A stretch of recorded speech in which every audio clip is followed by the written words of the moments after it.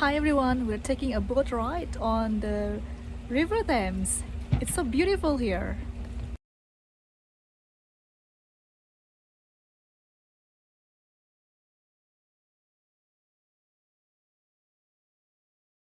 Dug this channel through here. They unfortunately demolished the he decided to rebuild it about 60 years ago.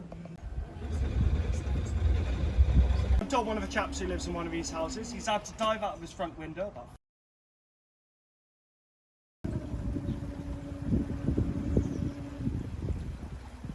Cameron.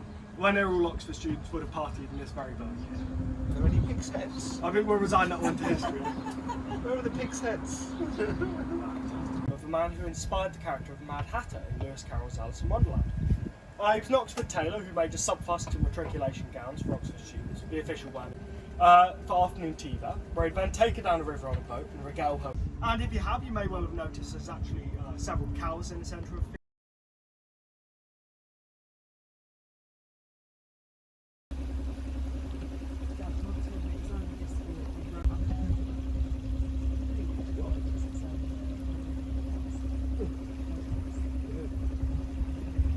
and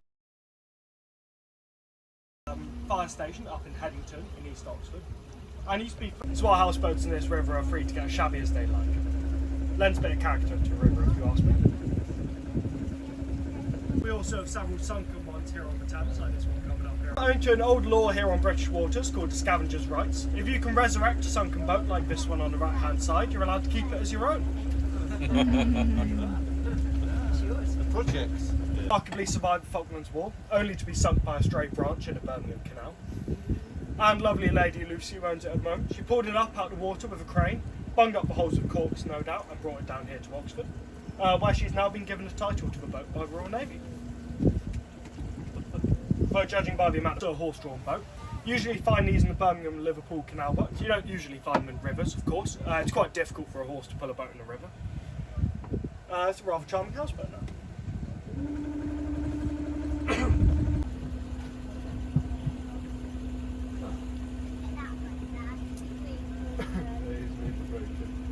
And on the right hand side, the rather ironically named Long Bridges. Victorians had a knack for good names. Behind these are actually a series of Victorian bathing pools if you're in the mood for a dip. So prior to the 1920s, when the first university boathouses were built, and it used to be tradition after every heat of racing, any rower who'd taken part in the race would ascend to the roof of a winning boat after the race and share a pint or two together on its roof. But owing to the Victorians' distinct lack of health and safety, there are no bars to retain people on the roof.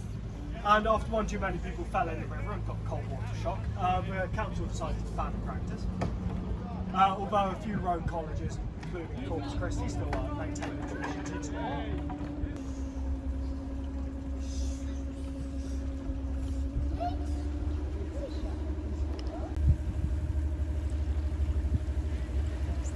Dingy to kill someone in Oxford. There's no better place. Day to ferry cocoa and sugar up to a factory near Headley. Many a weary night on board there, no doubt. Although now it's just a rather charming houseboat. Which is the ISIS boathouse. Of course, not named for any terror affiliation, but rather the stretch of river on today. It's actually the oldest continually running boathouse here in the Thames. Sorry. Or you can simply sit out under the willow and enjoy a local pub.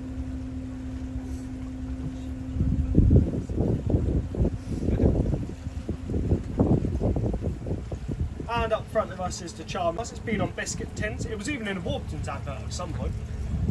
Although I think it's just a rather lovely view.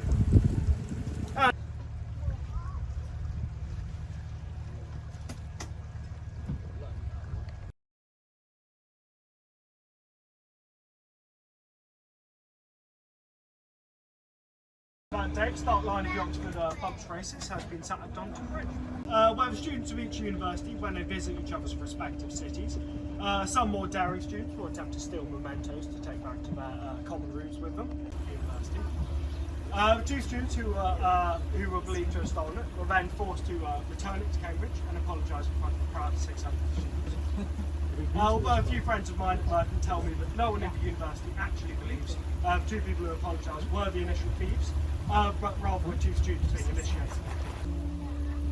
better to release the road. Yeah, I was constantly rather than don't want to get wet fishing you out. Great bridge on the left-hand side. Then I'll put it Gap above the bridge here on the right hand side. You should be able to see some. And if you look out at 90 degrees from the boat in about 3 seconds, you should see the Magdalen College town to be as well.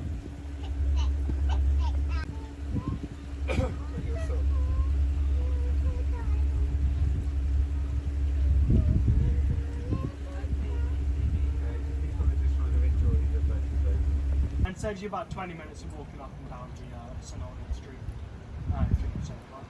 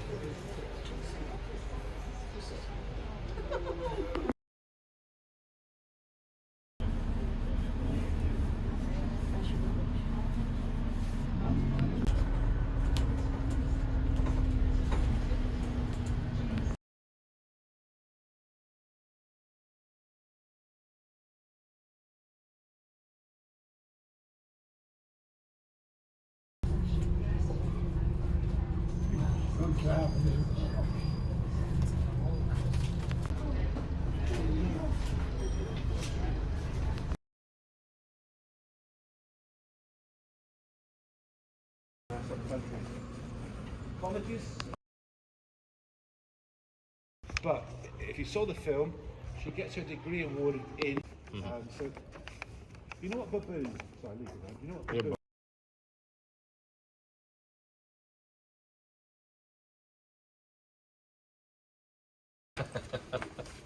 It's a famous pub. It's 12th century, so 1100s. It has been pulled down and rebuilt, but it's always been on this site. This is where the original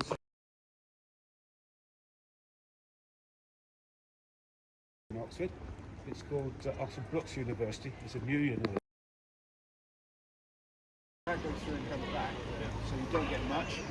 And also, if you look along here, you've got the Western Library. And if you want to, it's about 350 years old. It's a theatre. How many plays do you think it's shown?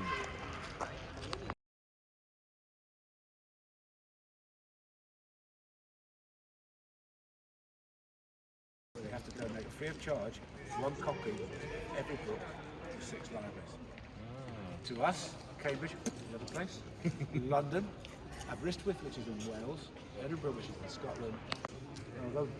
Although Dublin is now in the EU, they're very good to the So they get books coming in, every book. When I say every book, I mean quite seriously. Not only scientific books, but other sorts as well. When I was a boy, I used to read comics, The Fino and Dandy. My wife used to read a bunch. They got full copies of all those. Yeah.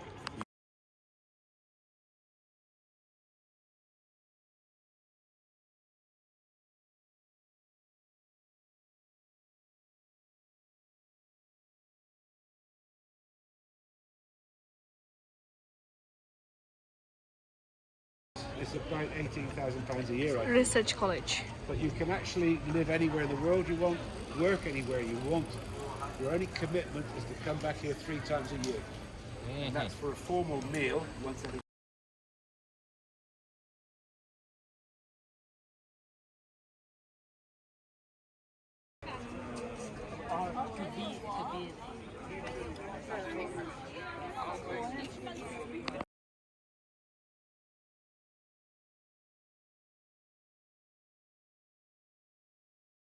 It's called Broke Something Lane.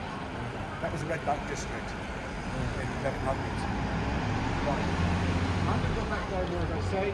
Up here is the main part of the south centre. Have you been in the common market, James?